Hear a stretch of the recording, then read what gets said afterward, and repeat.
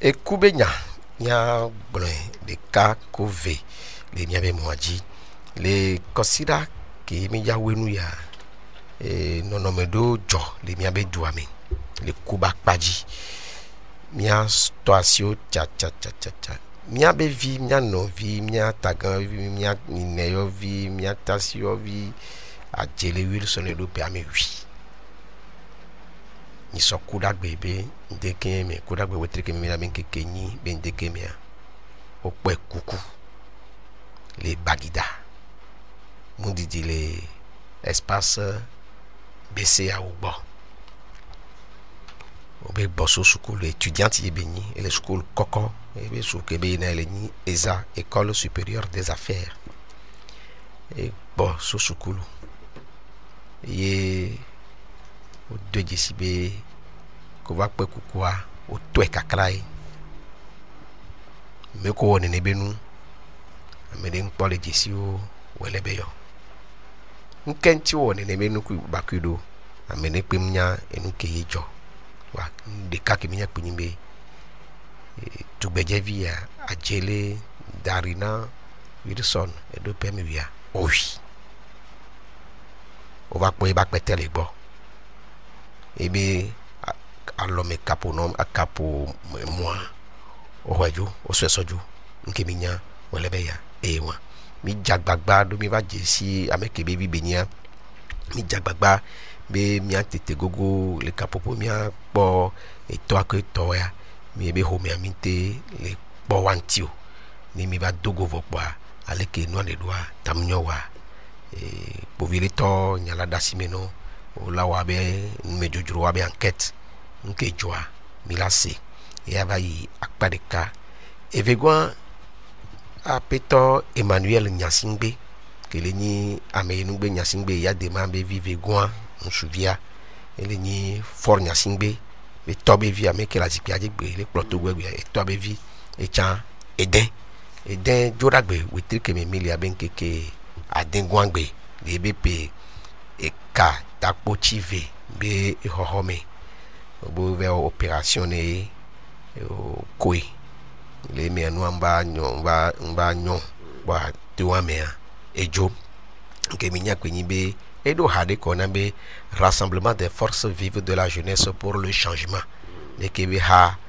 be akpedo for Nyasingbenti benarunti la dande de me nome be akperunti ay bazi pejibe nonwa bani enu kololo ewa deni ake miano atakpa meto chan le kosira mea enya eden minya meken kubebeni le ANC be ha me o donc on ANC akaka bloody be gamea minya ameken kumebenya homa de la sine ne homa to o la pebe photo le homa me beaucoup gande la si on la pebe photo le be ba ekunya de eve eton ko le miasi me mia sodo to me mia na ne douane banya orewa iba question o baba kumira donné Roméo pataki kewen do ke ba nyina ele ni devi ke do pewia mi agbonbe busunya beni VVCC beni wa enu ke joma amo te ipe totrobe o te i maume o te ndo apugome eye o te ndo ezome o la tokwe do enu ko mu wono wa nowhere enu ke njona da medio aya me kpona e pombe vio a meni so lo tona o ba no so lo to anya bo be ne de ko so a tamunyo awegbiji agbegbiji bi la nyino ka flan minya benu jona hiye me bo ane ndo joa bi kpona bo be ma o ke do e gba trohwe bo ale be trone do ameko o ho agbelagbe to si ya fata o ho agbelagbe to si munya me anto enu wo obe edole le alonde wo o ho agbelagbe to si ya minya bo be esena una me on to be nu be ni ya me de la susu bo na me de susu ya a hobi ye be ni na ne ame do egbeme kekia minya be ne joa mi gbran be ma we do ma we gba tro e ya ma we do wa gbe to gble domene ma ne kuzi na mi nya be ka fran Emmanuela e wo e toa sinu le ba nyigbaji la même blé be ave onua funu ami la se gombe ma we do ma we gba tro ko e la ponti fafa le be kode kebe wa e la ple soyi nene kemi la gbon mi anu atakwa me to e be ni ko le homa de me o le gbon homa wa wana be tete Godwin ajalogo be ngro homa wa e homa be ni ameko wa blo de be doa egbe ajoa amesugbora yo me nko dun keji kebe wa ebe nyawe le gbon kaka be nko le homa me de pe la po fafa e ba blo de kebe le ji an npo la nyigbaji wa baba ekpele ebe ko ja lo ne no funwa ba trozun amekokwe baba kpero to go juanchi emi akpo fafa ba ameko gbere bia do me ya mi kan ojibo be o te ya fire pepe ya hihia la hunhudo anyigba la hunhudo we aya popo barabara ko la ropo do kentia ma un jina gba wuno amebe wu amea enbu be trolo e gble homene do kwe ma to toro funu gbe enyo akpe iba question Justin Nani na ko be nya novi nya bevi étudiante à Québec nya le gonzalé à Adjele Wilson ni c'est de Québec nya et nous kaka les réseaux di yo ngonu sugo que des fiombe no parallèle ne pata au règlement de compte alors que François vont be crime crapuleux et be nous jolé de Québec nommé to beaucoup de wato to photo di sa origi poko bende me ko to e mi sin to chambe miss be ona don to chan enwemi ke amoji la kalabu ye bonte o kalabu ye be to be dure ke ba me oji ke de fiombi amoko de ke be noa c'est tellement on a beau don odo et la nyambe amoko so do wado ko yini profito lo enquête nyore no nyambe de ke be noa e jijia l'émission c'est ça ton tocan amembenu jona dina mo o dona mo we na c'est ça to o do le me bo enquête e gbe ami ko c'est de ke enquête ameko ba wo amo le commerce be domaine no me e la nyambe wa wo de kaka ameko wo de ke benu ane wale o e amoko don ni commanditaire ne ke benu wa de mi assez gomme parce que le facile pour bo la no me quoi amro latin de pas bo la ne pas de pouyo so pe nu ko lenti wa sojo on se photo non pour photo am nya popo to yambe ne mi gba le télévision ni to aso fiamo ba mo ko wo de ke benu wa ji o kaka no wa po nya to mon popo ya di mi do babane e ko be pour me e mi gba to no mi no vio chambe ke to be nu le de ke su nyon vio wa kaka je no su vio chom dele mo e no nyambe viole no me do me ke to be bia lo ameti yo mele me a wa fo de deu wa ba zo no so wa no akonta so bo so nti e no akake mo bo to ni so wa ke gbo hoi de ke no ba joa parce be mi gba wa ye video tamyo de ke no na wa te jochan e to ho na te pe ro mi antifa wa mi akpopo be nya lebere mi ba gbo e mi no claro de gasagame kulo ya ma do babane pour me keji enu barabara ya jorwa pour mi abioso du prologbo o si me joa ben sele wa we ju ko son se so na be ni won to gbe gba no jo wa ni won to gbe joa nse gbale wa si be wala jam ko wo de ke be no kaka no apo ni wana ju ko banya nke je mo so e mi no via be ko antie won e fe gon mi le pomposo Emmanuel Nyasibe ki ya se na be yima kulo ya tamyo ame bo to mate jesi de ko puisque depuis que il y a des makou kulo ya lo bien avant il y a des malakwa ngba wona de ke be wona sa haya e ya me se me jesio unya me lo be nyu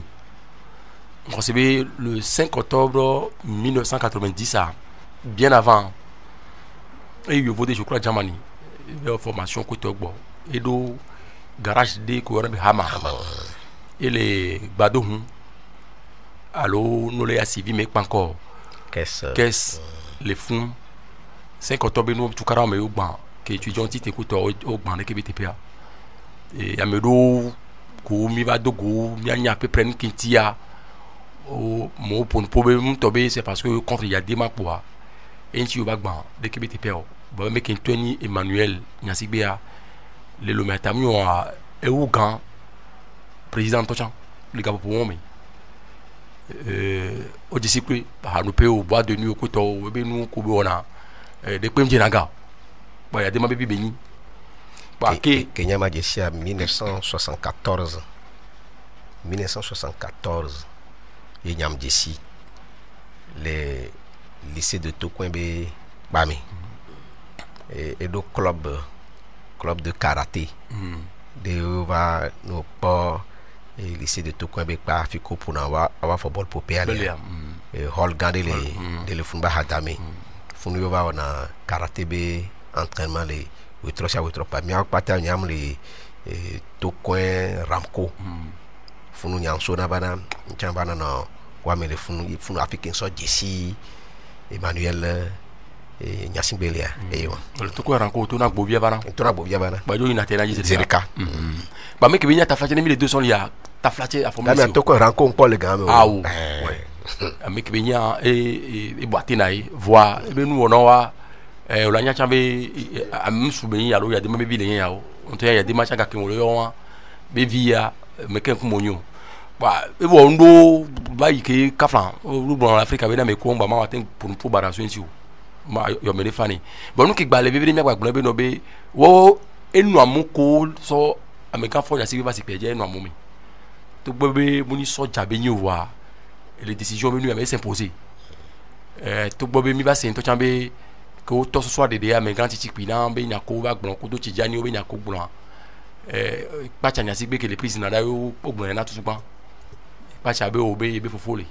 be ya comme il y a un député on a étonti son a été gouverné dans l'eau Afrique du Sud quoi toi et les politiques mais les étonti bon nous ben souhait donc pas chanya si pour nous so fo nya si be puisque que Tijani va nya wa va non dominer Tijani ba kudo a chache chipina que so jagan de kava yi ngbe egbe Afrique bi de chan mi ko ya et avec bi bonnie yi ma Emmanuel ya et s'imposer les mains réunion beaucoup au so joba officiel va on to chan comité va ya muni so jo wa tammi woni so jo pare yo ambe ko la informer tout moment parce que il y a des membres bio que qu'on o le gbese so gambe be no me ke ya do il y a des moments et s'imposer les mains king bohwe blo mi va laisser bi va trop dime donc am ba wona be ko bombo na tukara donc ay va ni ameke pour atona mo le fa pour atona mo le fa bien quoi e va trop sous pasteur mi va céder que bi nyango chanso ti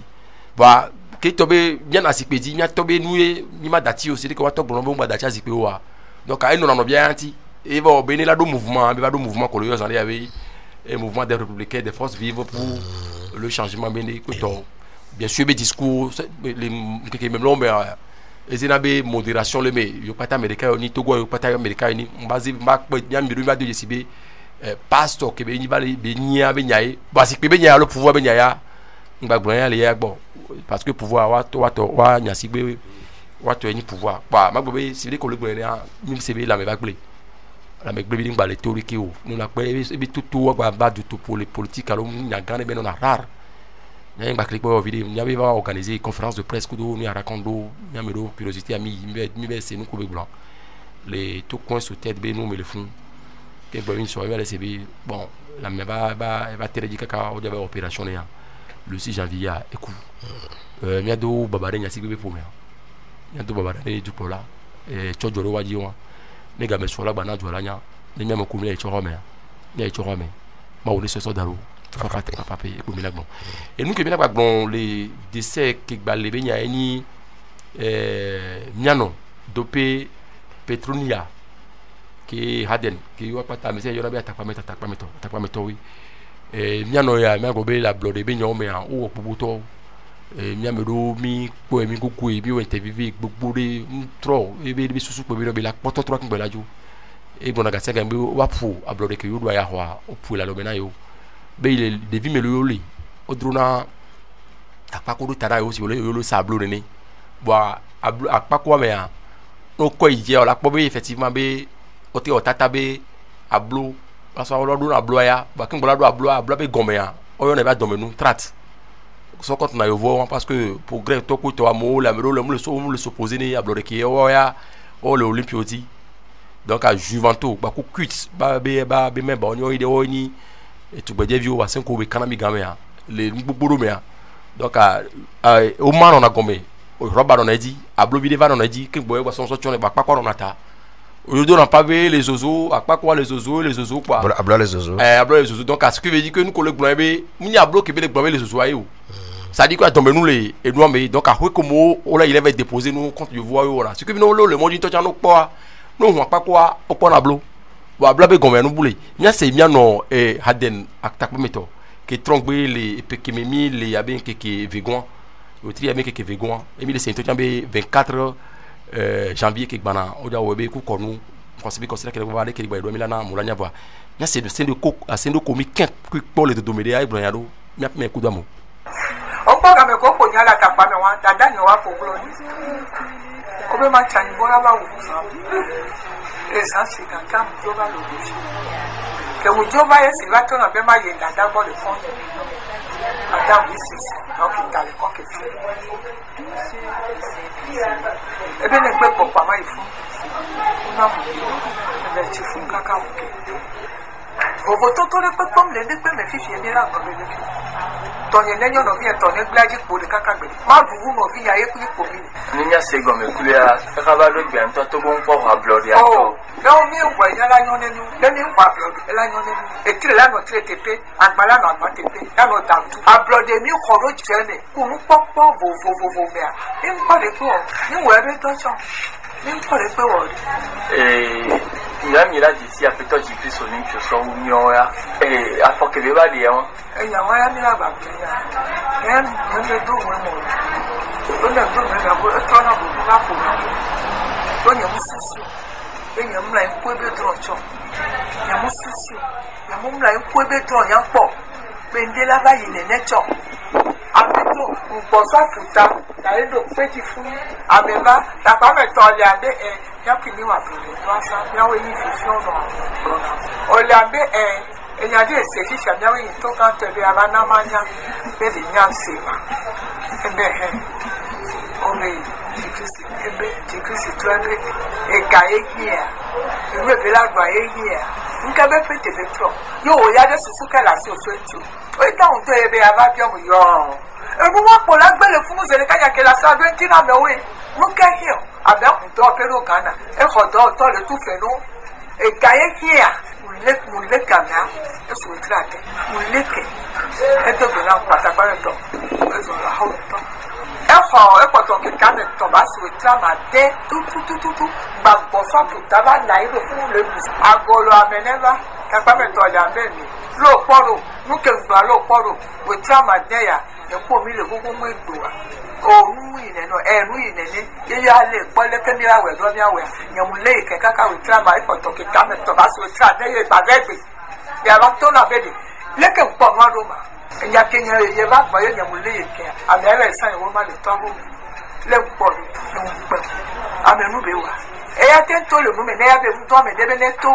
ní wàá wù wá ẹ̀tẹ́ ń tó yẹ̀ wọn bẹ́ẹ̀ mú tọ́ mi débẹ́ náà ní tó ní wàá wù ní bá mi débẹ́ mi ní tó lóye tí wàá wù yìí àmì ọ̀rọ̀ gbà ní pòlọ̀ kó mọ́wó náà ìdílé má kókó yẹ̀ wọ́n tọ̀ lókè wọ́n lè tọ̀ èyí gbọ́ ẹ̀bẹ̀ náà lè ṣe ìyàdé wọn ẹ̀bẹ̀ mú bọ́ ẹ̀sẹ̀ à kẹ́kọ̀ọ́ sí ìyàdé ìyàdé lábàdàn. Peut-être je puisse les apporter des vades à couleur et le roi. Et vous dites d'aller. Bah, t'es au noir. Mianoa, si vous voulez que vous me savez, nous, les débats venus, dès que nous avons pour toi, qui va les faire marquant, mais nous avons 2010 au d'accord présidentiel. Dès qu'il va d'accorder le programme que nous avons Amiga j'ai écrit 1998 à Eyako Dapé. Et d'accord la commission électorale nationale, mi bonami nyangasi game. Et non l'équipe va quoi bien mais ou organiser l'équipe va kabakudo général c'est même qui ministre de l'intérieur qui game sous bitobe 2 jours qui mi bien mi bra qui ba travailler et les gars pour parce que constitution de 92 a et les gamins et Amiga j'ai écrit sur l'Olympique le Doudi et retourne on va défier on va défier et les Doudi voir qui tombé moi le sur place là il a revendiqué bitu à côté de moi autre il a demandé deuxième tour là il a demandé il a dit deuxième tour awa nana enata Amiga c'est même il est qui va codaper qui va il va y avoir quoi c'est il va y avoir qui va quoi autant pour moi qui va ober la zone mais kaka qui Amiga il a dit ma va kuwa sebe nyao ko le ima ya kodapi wa menga boba kita nyeba ya kodapi 2005 wa ke wa potole UFC ba potole logique ba koto UFC qui mi 600 2010 a o susu ko signa accord politique globale les 2006 me voir hale globé 2010 a la trop do menga Jikris Olympio do etomi ni ba yi de ke ba kodapi ken bo jogbe bo to wa ebe be jaile America e mati ya kodapi ke riva be a mesubo le parti mo segomo nyama be dia nyano le bonzane yabe odo amegan Jean-Pierre Fabre Tomé bon bien au compte yabe e candidat peut-être que va kodapi a o tentative de candidature unique be nyayo to go be nyayo mi la be 10 années les politiques mais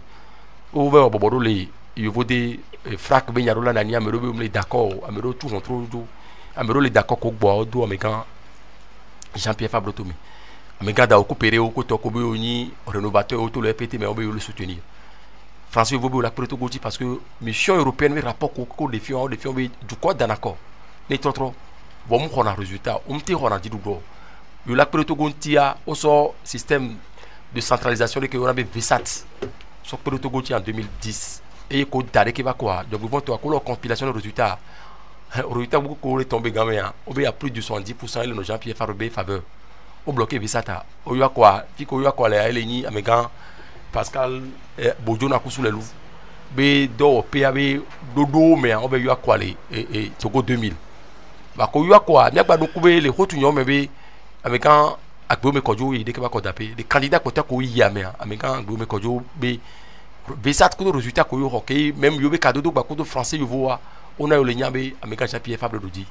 donc ebe amekan Jean-Pierre yo pata opposition yo non bo dominer no victoire et mi ado kube o de ke ba son les zoan pour essayer permettre donner sans réclamer victoire et on va do on connaît TPB et place du changement quelque encore hôtel Ibis hôtel Le Bénélé à Puta à son ligue pour moi quelque chose on a grand mais chaque samedi à nous qui pour ya que les dents que le dopé à la fois des cas et VA mais mais avec un bac pour que on va récupérer son saison nem va récupérer son saison non au dit de ko bio ça là bo beta mi avec il y a Puta le bo ba nous ti connaît le il vient avec bo nous ti connaît ko to wa kaka mi la no gbon de ke be nya kaka be miti na lakpa e do na ho mara pata be ba pora ki ya be se ba don ko ne ko to be Jean-Pierre be chéri ko to so ko nanu va ka sega me a ejina ha be ablode bu mi ja ablode nam do ablode e halo le waso dina ejina ha ki wo be marquer me subo bien sûr à molo c'est les réseaux dibe attaque pas metoku e nya wa effectivement attaque pas metoku et on no se ba nous c'est que be gbozare ya wo to subo ne jua ni be ablode ke be dibe akpomte pe wa et au l'Afrique avait amené nous bolé ba mi la recebe no bi adore lava e la pablore mi to babare chambe ko be ko pour me haden be pour me ke ko le lo me le fi ko le ko la takpa me ke ko mi to babare no lo et jon akpe Justin ani mia no vire kava mia we le minti de kakuve me po mia hon parenthèse mia ga tu kaba bla et jon wizon yo a o meto awo mi to fon kan ni sobe do dans solo et ndi koko mia jesi ni ko we aha o yo nan be yo vogan Messanvi Michel et non a peter yo vogan Messanvi Michel mi yo baba gune de kaku et de kaku venami klimde et som to ani hobe do ami po olo e mo kodo afide e tom le denglea le butami po vanam nyabe mi chevie ni so ne nde we bo mi le chevie e opon ponami e veveto amia zeminya kuto e yo odo economy interne le fun be mi awele ni ambassadeur de la paix yo mi le funu no amega ADG almiwa e be egbe ami o trust mi zeminya kuto que les régions maritimes mi trust ambassadeur de la paix ye ki mi jajua oma e mon ami les préfectures de l'ACA de mi be nu me kukome mi sebe mi ho e mo nyazemi nyakuto ba peto ko mi be hasu sobe tato ko mi ho e mo amasireke nyawenya nyawe sibele ko blanke ke va ya LTP nene belewa nene ke le consider mi bionu kan se subo yo zemi nyakuto trodo nya ebe le consider mi branda gbepo ye yo nya zemi nyakuto de bien nya se be et moi mi hoema et moi amasi de kada le mena de kadiable nam nyabe et moi amasi de kan pado alomena yo yon pokpon kumene mo be ola tro do machine me ola wele ke ola ne de nyawenya bon egon bola tro cham ola tro chanu do no pata so pele mo anti o ok révision ni enyaki ngagble oh révision ni bon leke be gblon wa effectivement que au somme na mi li chevia on a mi yabe on po révision voilà wa kenye ko mi le compo le vivia si bele ko be e po mo le affili les doigts mais au somme on va vivia là no au moins 2 semaines de haut gama mi on po de tout on po de tout e do ba po ah enyo fike mo le kenye ko mi le compo le vivia trop loa o somme on a mia miko ni semi jantoa o mena mi de kavo mo le mi então tonya em ku va gbo fi trop loin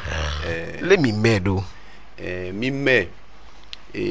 les dodoa le kebe que e moi va préfecture à mea o medo canton mi de ka canton de ka ela horika ngombe canton Masirike et les préfectures ami wa muni canton Masirike les préfectures bon ça dit les que et nous maman et yido selon et moi be le meilleur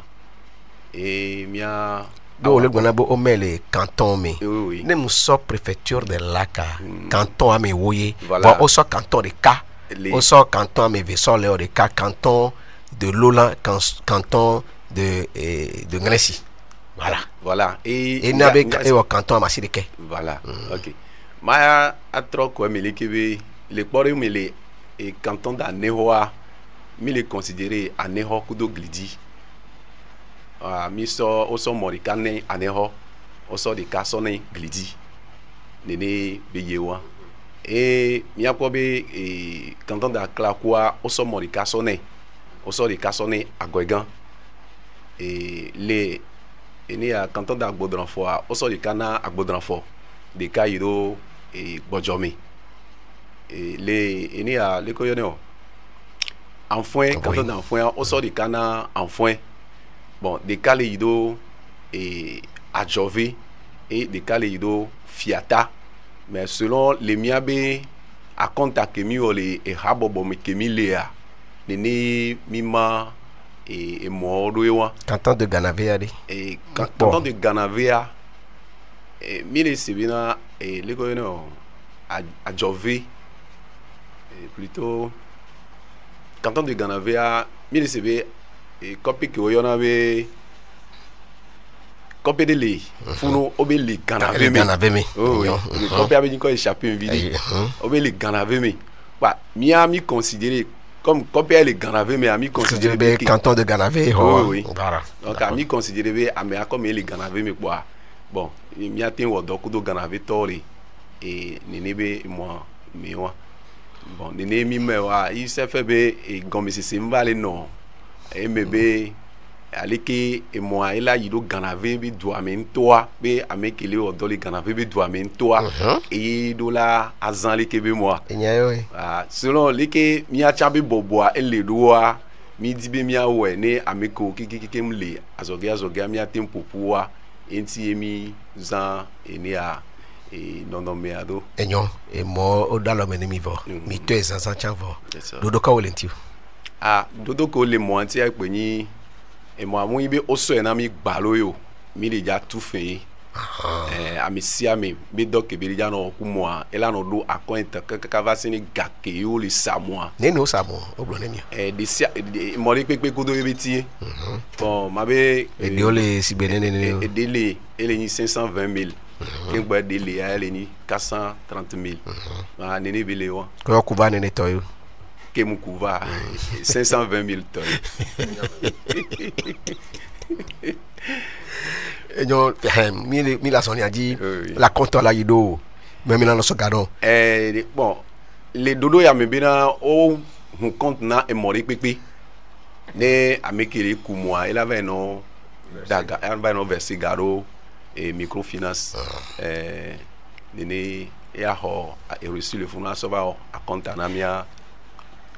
ameko le po le kebe et moi ntia c'est une commission de la ni qui ja non gérer mais quelle est année le kebe commission et mabe mia dada mia no madame Kale akwe et le nkona le kebe commission enyo et fifia de onaminu nyakemeji agbonda nunato. Ok. Et mi ma gbronya de so be mi ada pe o de ame o so nu so na o go be mu yo na mi gbagba lo yo chan no me ko so na mi le a ape mi la do yi mi ada pe mi le da pe na nu na to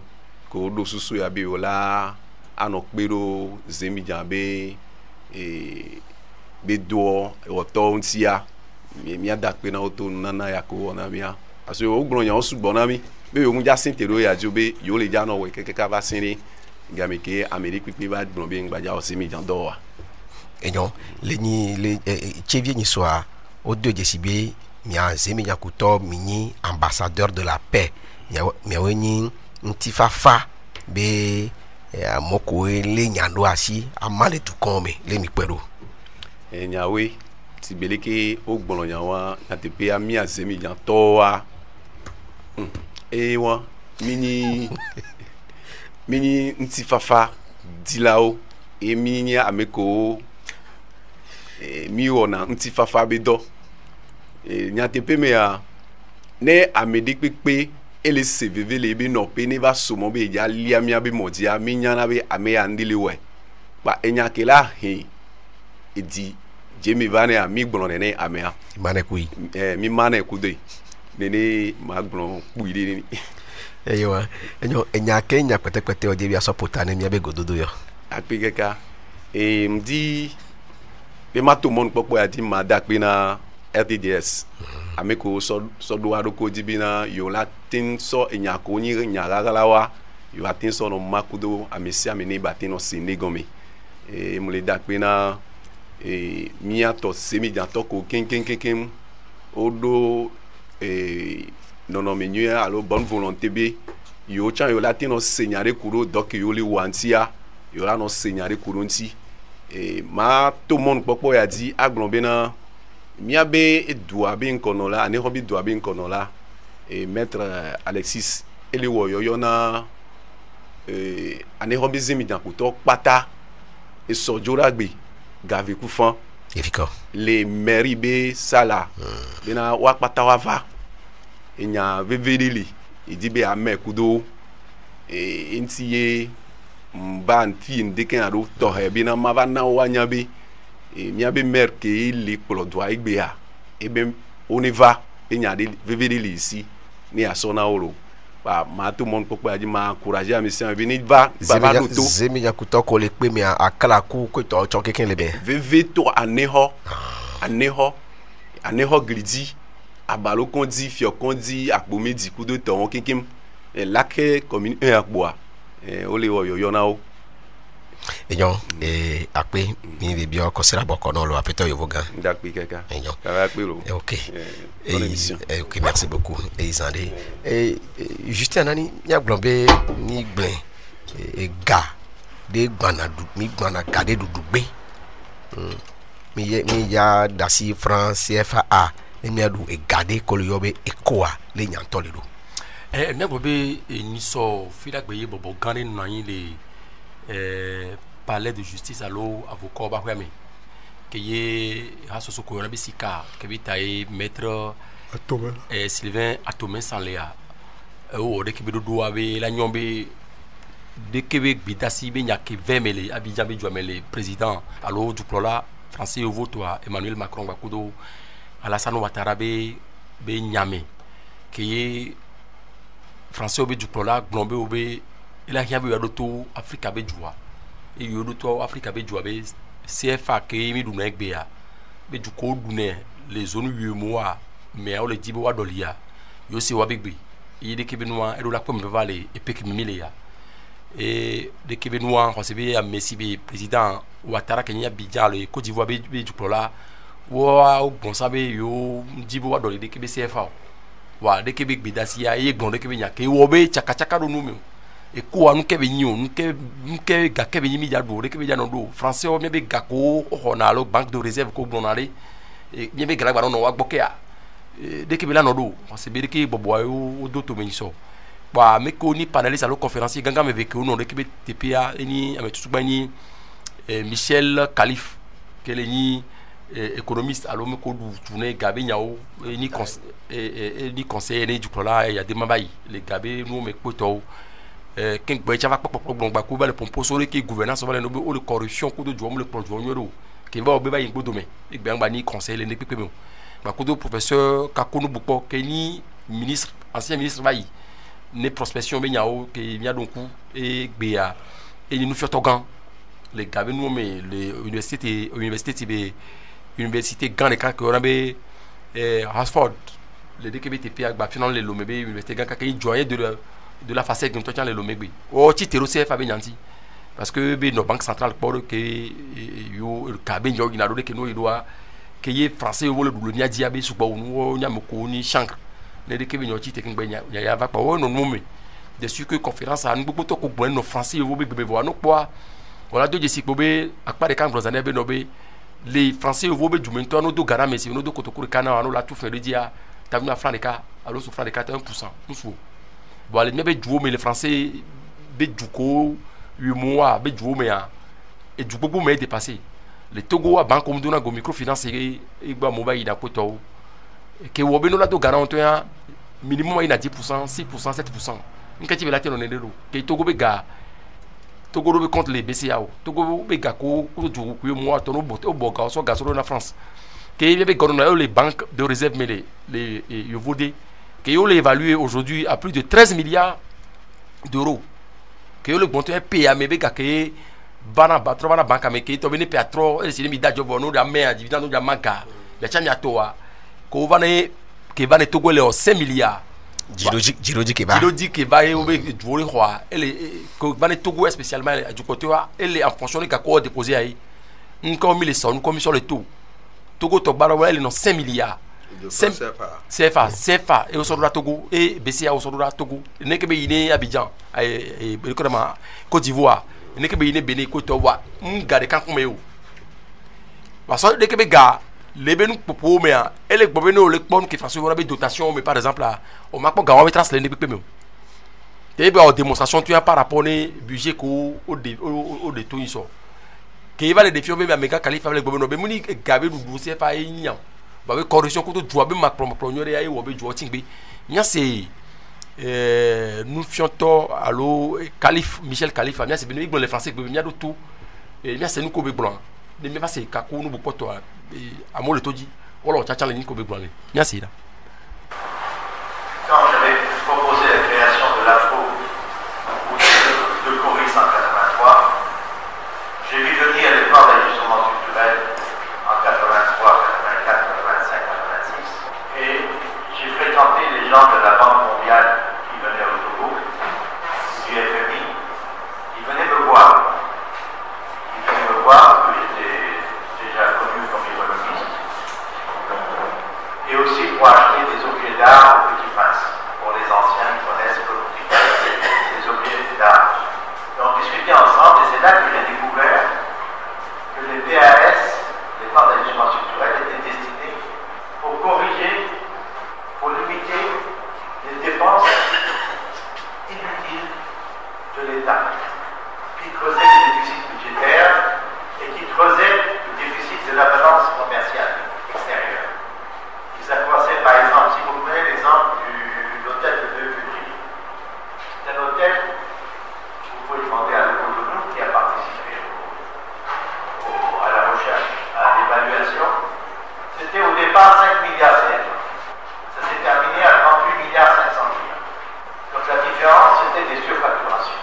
Les surfacturations, qu'est-ce qu'il en est la conséquence? L'argent, ce qui valait 5, on le facture à 38,5. L'argent sort du pays. C'est la balance commerciale, ce sont la valeur des importations qui gonfle. Donc ça réduit, ça creuse notre déficit du commerce extérieur. Et donc ça pompe dans les réserves de la zone CFA. Donc nos réserves baissent.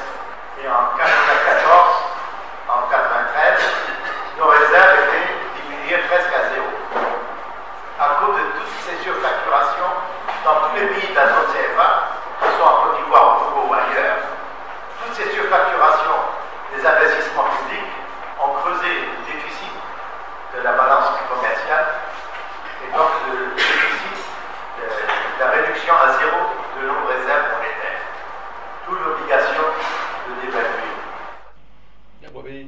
Michel Khalif be nous pour mission wale le français be nous keji be to asia le be communication me so et les grosses facturation de benya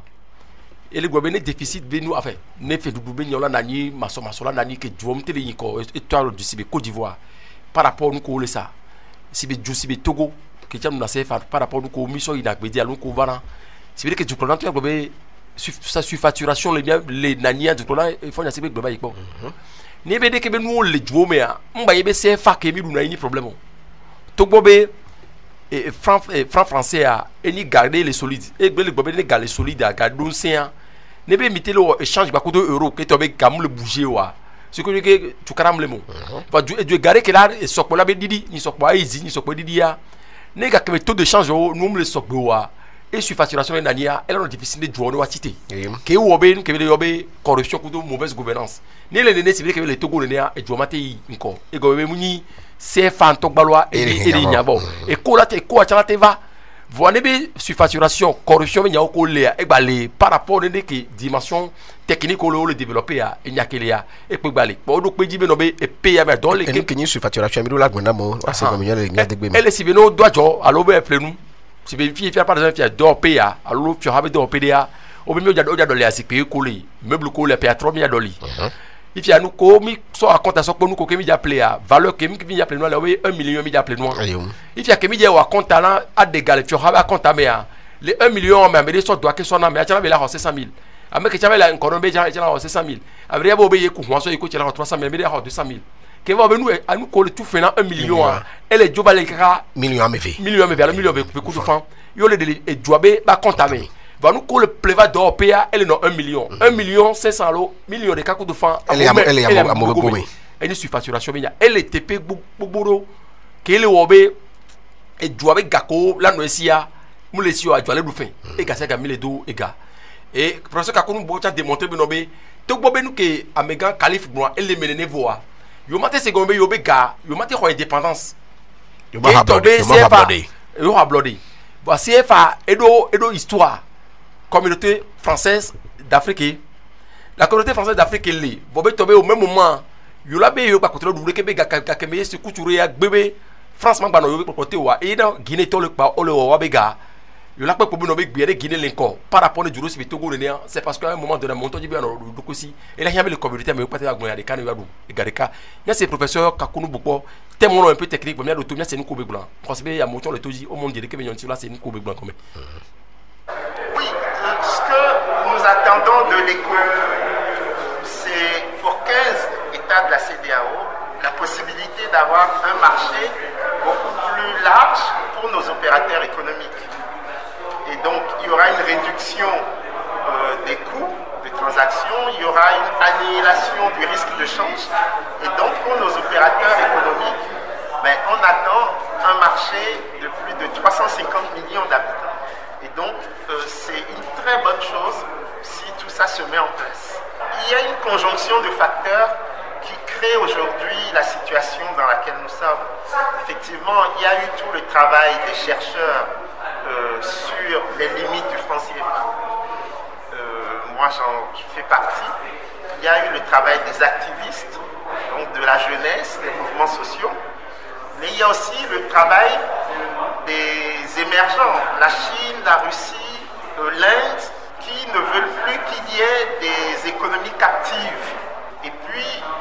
ce qu'il faut reconnaître aussi, c'est une évolution au niveau de la gouvernance française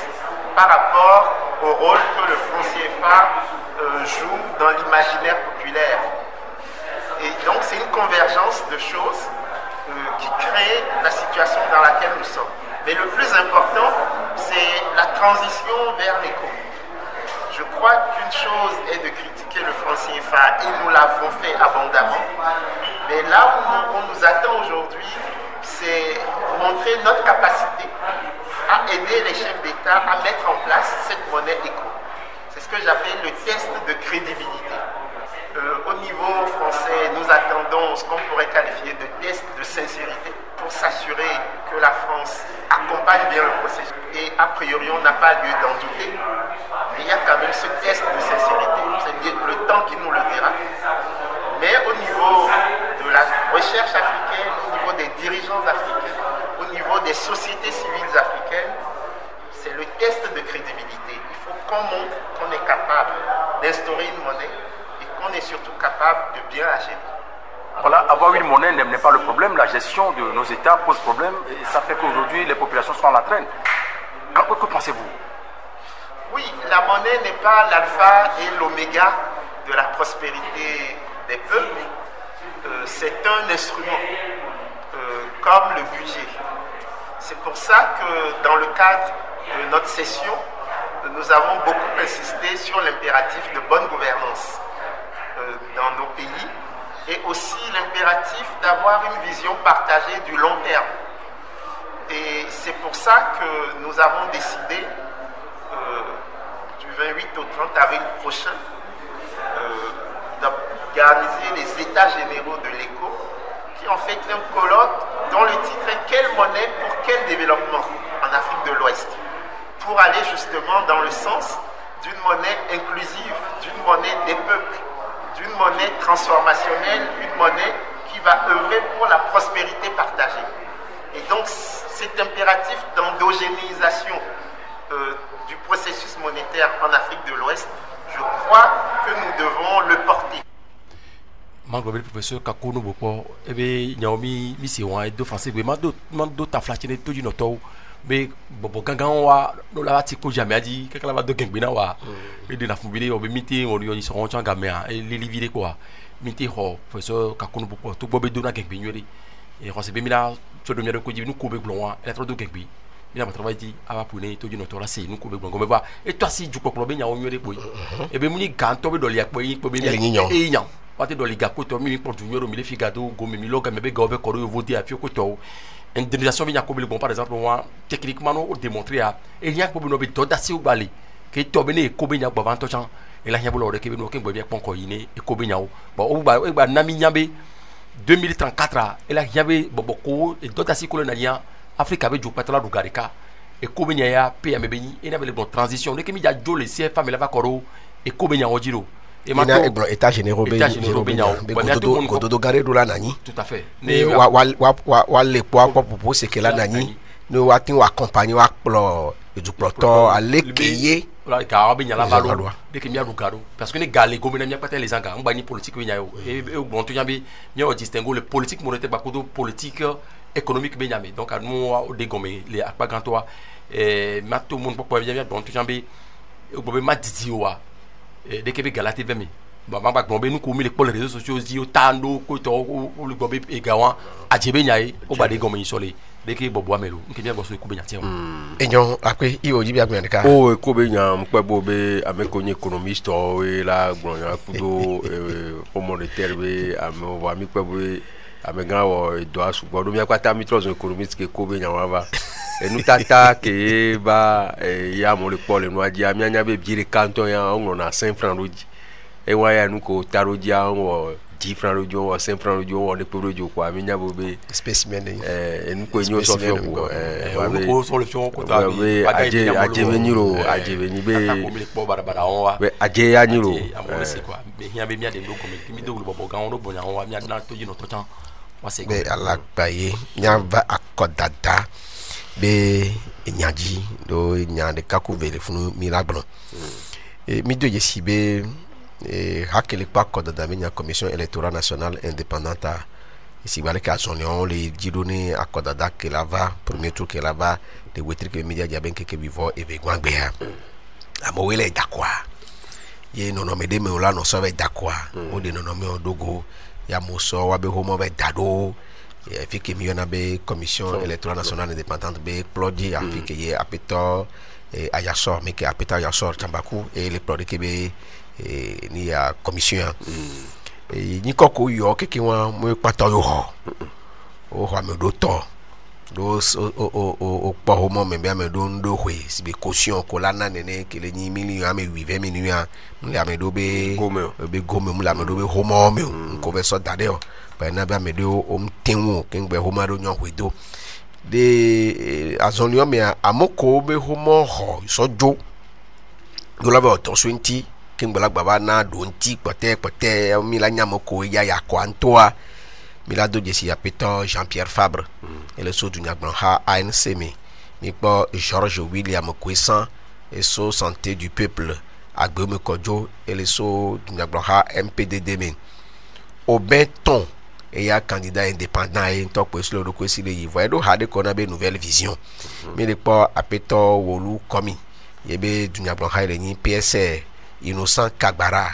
et PDP ni po Chasona Traoré MCD et Fort Nyasingbe et les so unirbe du Nyagblonha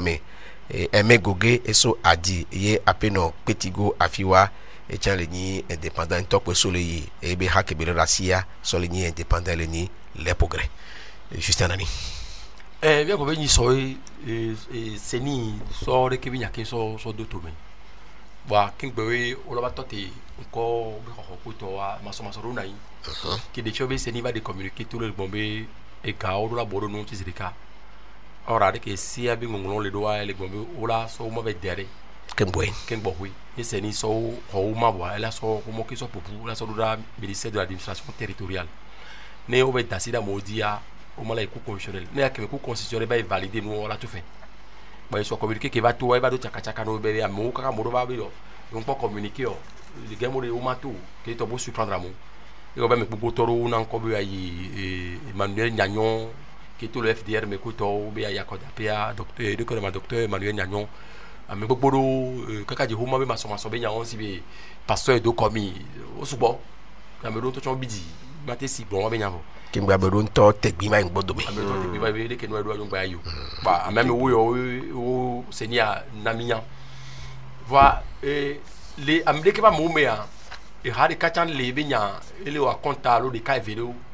ele ni mi so si be net egbe ni net ke le ni apeto jirita mabiha o l'Assemblée nationale wa kudo ha ke o le ya mbe na nyiko nanko ke be kudo ha ko le be PDP Gagbara Innocent kudo cha l'Assemblée ke le défion be wa me via o le do haroju donc et annoncé et il bronte tout le présidentiel be yo be parti au congrès et congrès a investi les milieux politiques be nyawa congrès des partis l'état et raso so wuri be réunion politique alors de prépé ne be yinewa bon il va les bonnes be no be dès que yo va trop réunion bu les partis américains bureau politique alors que to décider be on a dès que va codaper on to décider yo trop bank bodomé ke obe pop non aussi ni mi analyse ni bobé congrès les partis matin décidé la même réunion c'est comme si nous le cacher dans et moi ni nom politique mais nom de people et amero le grand jambe alors c'est parce que gakemo d'accord bobé on député nommé et va kok beji la va bonyado et secrétaire général né uni amega cleso bobé mi va nous lea mi va le dire ko ele be to me ko to wa de ke be no na be yin ko to me et gombe ekbe ya no be wana conseil de vote tocha avec beaucoup de leur alliance que ni PDPB be nous souke l'Assemblée que ni Innocent Gagbara que o retenir be candidature et wa be alliance o be vele du kimbolo ho de corps poste alors chef de fédé à recordement les parlements donc wa be alliance à bolo bien c'est comme si tout bon l'Assemblée voit Amérique on le cautionner mais à chang que les ni et nous chaka les de que be nous mais les milieux le font mais ça hasibe UFC nene que les ni américains qui sont les bira que les assemblées bia o be mo su ko so o les chefs de file de l'opposition les politiques be dimension mais ni akota sentia mi la ko be nous maso beni be les assemblées chef de file de l'opposition chef de file d'opposition que l'assemblée a moulé présidentiel voilà la ko be chaka le nom mais que to be français volant be le nom dit à c'est que on y que le noroye chaka be nyawalo et chef de file de l'opposition de matin nani et que au même moment qu'on be accolé à que la be matin accordape donc et là yambe de que nous on l'a trop clarifié parce que be obele gameso là na conseil de vote que bon point au bal opposition mais Togo BCOA les paradoxes be do be l'opposition mais on to là gombe y l'opposition mais on l'a be abo o valider non be l'opposition mais donc à mon coco les côtés de l'opposition mais il est pas mot kaka djé que amégan gris et Fabre b et amégan fort na si bébé be candidature be nyava dès que be nya et elle est un peu compliqué qu'elle est tombée ou arrêté venu à amo bébé soutenir soutenir mais quand les soutenir mais quand fond na sibo bébé parti à investir dès que c'est cérémonie cha ko woni so a enyabo cho ba soutenir pata les nommé que be azoli ko zomba ibi globé nyawa élevé parce que les mains de kakeli et les mains de biamolo compte à soutenir so jobe doit rendre participer il y a mon bien c'est so jowade institution notre ni le joamelo allo les partis de me que ba être le poser débat bou obi me gan Christian trimois les radiologie ko to be ko image obi est-ce que le normal ma be matière commentaire que obi gbe a ezebe so jowa o les candidats les 10 à pas de cas et tiens ba débat bou les joame mais so ha si be bâtir nene o ko gbe 10 de cas be no be amegan j'ai Sigbe et le soutenir et n'y a boucha avec balé tatak million regard croiser les candidats et les ni amoko koko o ya kodapé migro le dieu bébé ta fatime unir à lobby gestion le unir ba pas dit bon autres sont indépendants oyi élection législative les 18 regroupements koko o ma karoto go keke o les regroupement les parlements bia autre boboni sur le lomebe no be yo pataki ke won yo do gbeju yo le soutenir amegan fond Sigbe kele wobe nyebe nya komi gbonsan yo traité mi de tous les nos oiseaux o nya kom di o gbonso nyantia nyebe nya le bebe no be ils sont des députés nommés parce que mi gobe accord dadako dans le 20 décembre 2018 ou ambe to tom ya kodapé parce que dialogue que le nani il fait de route que c'est dia auto so de tomé koto on exécuté opposition ya kodapé il dit OK ame koko ni parti les proches allo les unir mais o kaka obedo et de recordement autos sont indépendants c'est vrai que o tient les élections locales mené à mon ni unir ba mon autos sont indépendants donc et nous que les via aussitôt comme on investit mais avec fond Sigbe c'est le cas on le bobo c'est le cas mais le pas que l'assemblée américaine mtolebo mais le soutenir et le corps amegan fond Sigbe candidature qui ba obé et va bien surtout vraiment mouvement bolé koni mouvement homme le parlement côte d'Ivoire wabé dodo mais quelqu'un via amegan fond Sigbe et le soutenir kembe dunya gbonha les parlements mouvement des républicains centristes RC Abbas Kabwa et le soutenir unir donc ce que veut dire que ni le gobé n'avait parlement et les 15 d'enregistrement faire le confirmer nami amede yo so yo vode ni so mi le casser so mi be nu atia et peut-être que mi be jouer des fions mais paradoxe pe ni les non nu ame be mi mi avec pemo ni mi so candidat c'est mieux regard croisé ni mi a trop ingo do bien amega Jean-Pierre Fabre il va continuer tant que là il est Togo en tant que candidat des partis politiques d'abord UFC Inglesane à 2010 les circonstances ko job et amega Jésus-Christ ya ko d'abord be les yo ko résultat ko yo Togo be obv ça va bloquer nous les et ni deuxième et le deuxième que yo amega fond Sigbe be 12 c'est le cas et nyame fegon et halo o ya ko dapé cap pour me koto wa 0,1 koto yo po bi pour que be idoa 43 position gamme je crois 40 position le autour de 5,2 ye bebe ni gamme l'émission Rasibe Kosan be William Kosan santé du peuple élection commune dans le Togo kula tamyo yipo surtout l'élection ko aussi accord politique global voix législative koto moudio que discussion va nani koto wa oui élection présidentielle po comment discussion sur on va tout le 14 mai élection locale va y élection locale et élection locale l'élection locale et il y a les bons tout avait sans yo candidature unique de l'opposition et il y a beaucoup de monseigneur Podro on a logique avec candidature unique et va grand avait nebe yo parti politique ko adré no yo domea de préférence à soit mais neutre que mon politique même le goberneur be avec là non neutre ma politique pour la politique et le goberneur là mais va mais là en transition de 3 mois il y a bien on le candidature unique monseigneur Podro 3 puisque on va aller sur bord que les gens me kodjoa il va annoncer des candidatures mais au même moment dès que va mais à koko na ni to chan les local à Moudio bien les Québécois mais ba il pata bien évolué les mi sort à Mensibe à Megan Bome Kodjo c'est que présenté il y a 2017 il y a Kodapi résultat que le Yoa elle est dans pratiquement 4e ou 5e position et il est en déclaration de résultat que yodo parce que Vesat donc Yodia même gars Jean-Pierre Fabre nous dit donc à Egba to bobe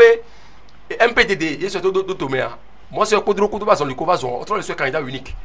mais nous que Gombe a du mieux blessé ce quand ils sont annoncé candidature rêvé qu'on y a enregistrement on met enregistrement en tant que coalition B candidat on va enregistrement beaucoup de MPTD quel ni tchaka vidéo na moyebe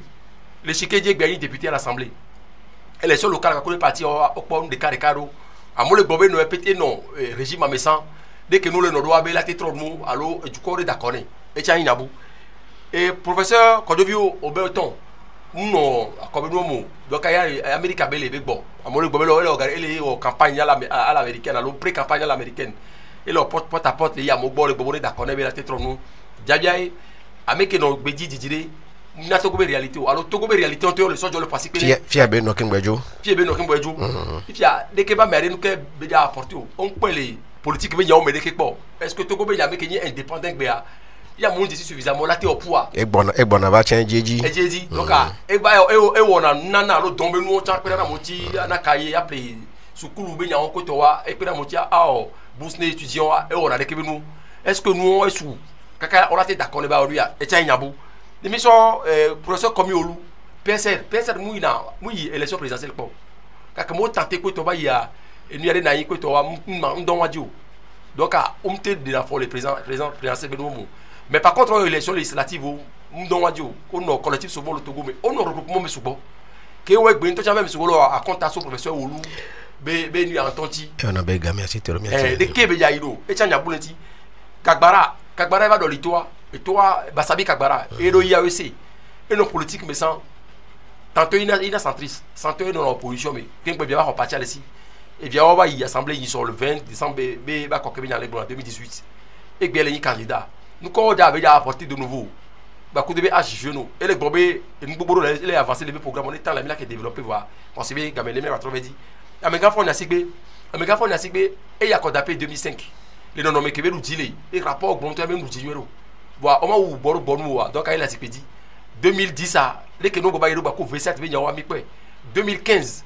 les que ba yiro ko to tava tabi ou ba ko yo ko to ko pe dro ba o tukara ko nu wa mi ba pe elle a 3 mandats 4 mandats les problèmes avec non seulement ba ko do un temps mais e be atoni kleni nyasigbeya et toi en 38 ans le pouvoir et il vient alors 15 ans il vient alors 4 mandats au plan international là et y a lenti et si les monnaies Togo bese et si ça vient coller pour recevoir il y a débat par les tchati et le gobé là où alors mawe et me gogé et il y a condamné récemment présidentiel député wa quoi monter pour lui a gagné pelentio et le cas là au conseiller de cas vélo la philo bon que et nous les députés et on y député l'assemblée me vie alors mais tombé au consent que à Mégal Alphonse Pogo va dire le wati va y ANC bon après on va toujours me voir comme docteur François Capatible on me vient ensemble qui madame va voir jour on m'y accorde on les assemblée donc et puis fief va le base aller t'as pas venu à me parti am tellement implanté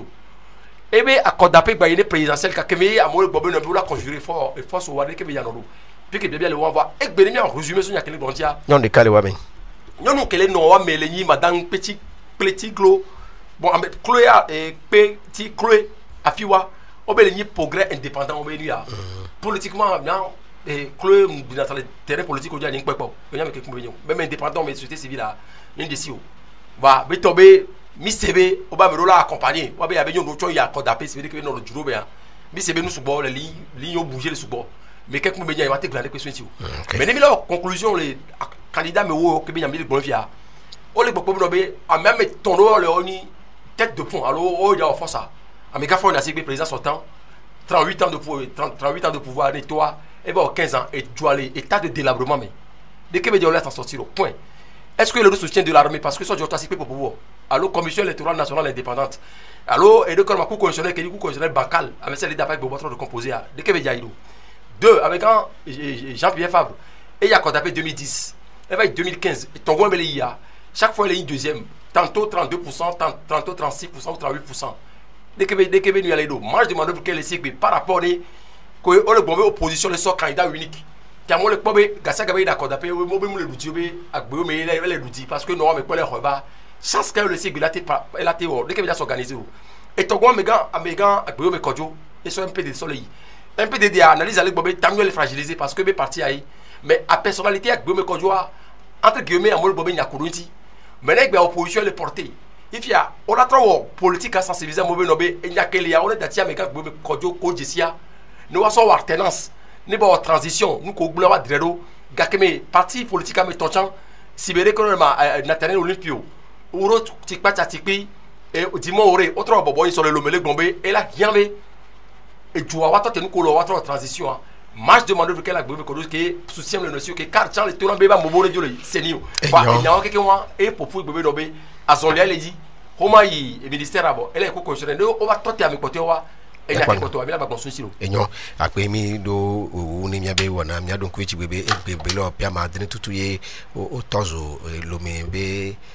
asihwa bakudo karabe asihwa mi adon kwichi ni mi ni akemi ba don kwichi ni mi abe to jino ta lo toro to be egbe o le football et championnat national nkeke we tongwa ne kelin pate ne akpa chuchu bontoa ye bolosu keleso lak be flamea ele chamba ya wakudo koroki metete so chamba be dwame de pomia gbe miabe nyona alo miabe susu nwe ko mi de okeke wa one pro bolosu do ne bolosu ya ne ba hen jidudu avalo mi le do akpe ne miabe tororo akpe ne ina iva ko son bakudo Justin Anani mi do akpe ni mi ngoto gan apeto jara so mi to pote ko nvo chan mi le do akpe na o akpe ni ni e Jeff le point mi do akpe ni mi be moji noto eme e do servi e no vito ji noto be apeto ko ape no mi gba we gbe to asase te do funu ne ke mi wo mi po be enua mi asoro do me ni mi abe do abe nko iva ke mi po be mi wo yim nyo wa mi de kuku na mi yo mi agbe na mi agbe na mi do etokere tantina mi et c'est là nous et soit même encore que on avait claver le son et zangani kufacha la bateau c'est de kebe ona bye bye.